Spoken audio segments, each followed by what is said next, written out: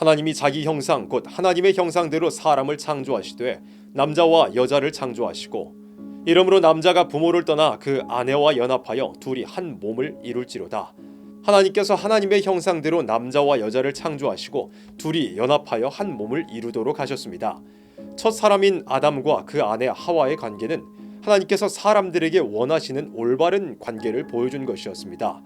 한 남자와 한 여자가 만나서 부부가 되어 한 몸을 이루고 생육하고 번성하여 하나님의 영광을 위해서 사는 것이 하나님께서 사람들에게 원하시는 것이었습니다. 사도 바울은 남편과 아내의 관계가 그리스도와 교회의 관계와 같다고 기록했습니다. 그리스도와 교회의 관계는 거룩하고 질서가 있으며 인생에게 반드시 필요한 것입니다. 남편과 아내, 남자와 여자의 관계도 그만큼 거룩한 것이고 질서가 있으며 인생에게 필수적입니다.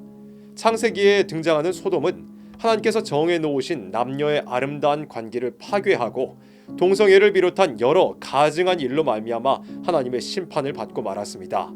성경은 종말의 세상이 소돔과 같을 것이라고 여러 구절에 예언하고 있습니다. 그 예언대로 이 세상은 남녀의 아름다운 관계를 파괴하여 영원한 불의 형벌을 향해서 달려가고 있습니다. 대한민국에서 벌어지는 일들에 대해서 살펴보겠습니다.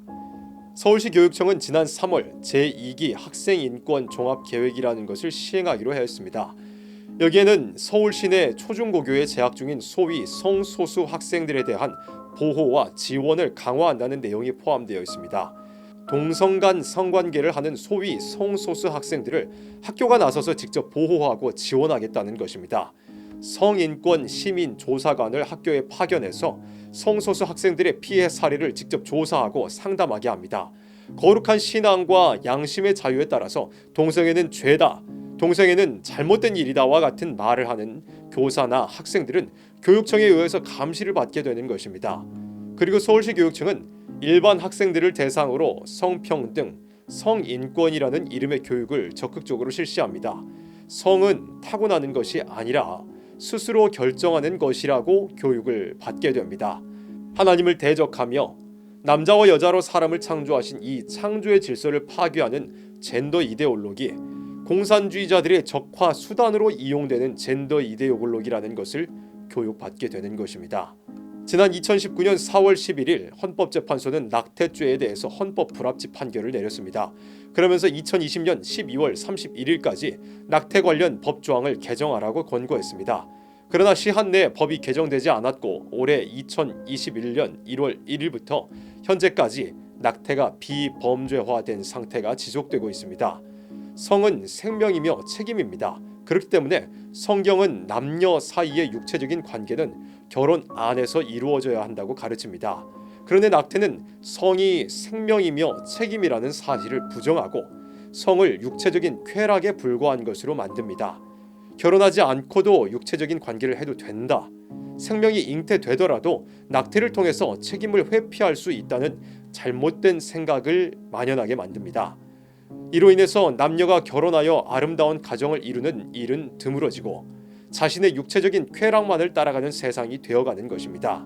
더불어민주당에서 발의한 건강가정기본법 일부 개정 법률안은 정상적이고 전통적인 가족의 법적 정의를 삭제하고 동성혼, 일부 다처제, 폴리아모리 등 난잡한 형태의 결합을 가족의 범주에 포함시킵니다. 현재 시행되고 있는 건강가정기본법은 가족을 혼인, 혈연, 입양으로 이루어진 사회의 기본 단위로 정의하고 있는데 이번 개정안은 이것을 의도적으로 삭제하고 누구든지 가족의 형태를 이유로 차별받지 아니한다고 명시합니다.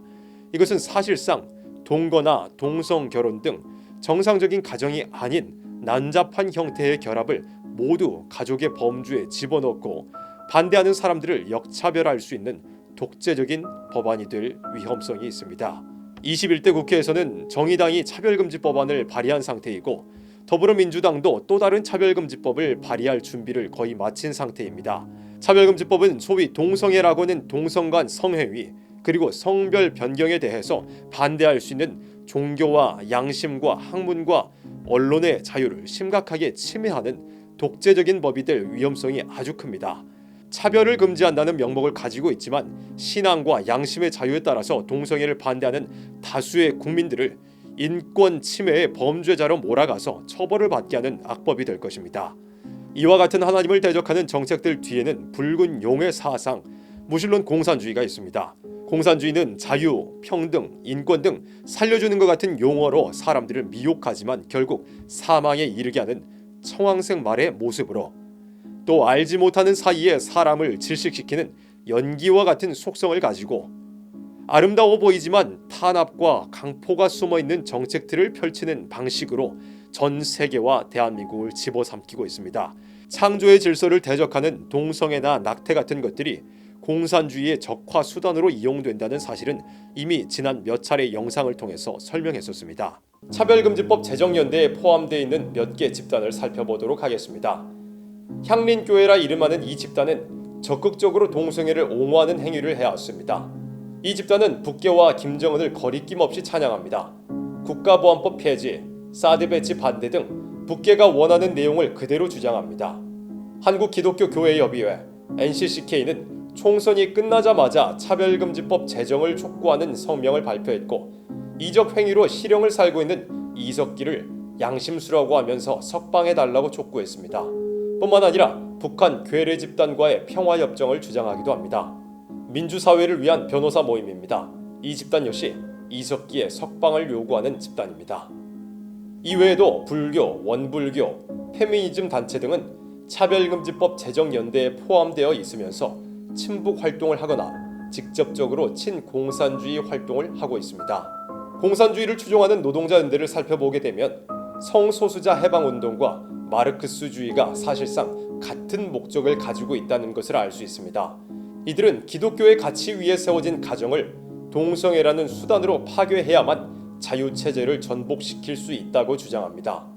동성 성행인자들의 집회에 공산주의 깃발이 꾸준하게 등장하는 것도 동성애 투쟁이 공산 사상에 뿌리를 두고 있기 때문입니다. 낙태를 옹호하는 자들은 포괄적 성교육을 함께 주장합니다. 독일의 사회학자 가브리엘 쿠비는 자신의 저서 글로벌 성혁명에서 포괄적 성교육에 대해서 이렇게 서술했습니다. 포괄적 성교육의 내용을 자세히 살펴보자 어린이 또는 청소년과 관련이 있는 거의 모든 국가기구나 국제기구는 출생 시로부터 아이들을 성적인 존재로 각인시키고 성행위에 대한 도덕적인 한계를 제거하는 데 모든 힘과 자원을 투입한다. 주류 메시지는 성이란 단지 즐거움만을 위한 것이라는 것이다. 그들은 새 생명의 잉태와 같은 바람직하지 않은 부작용은 피임법으로 예방하거나 낙태로 제거하면 되고, 포괄적 성교육은 어린 세대부터 성에 취하게 만들고 성은 생명이며 책임이라는 본질에서 벗어나 단지 쾌락만을 위한 것이라고 생각하게 만듭니다. 성행위와 반드시 연결되는 생명과 책임은 낙태와 같은 잔인한 방법으로 해결할 수 있다고 생각하게 만드는 것입니다.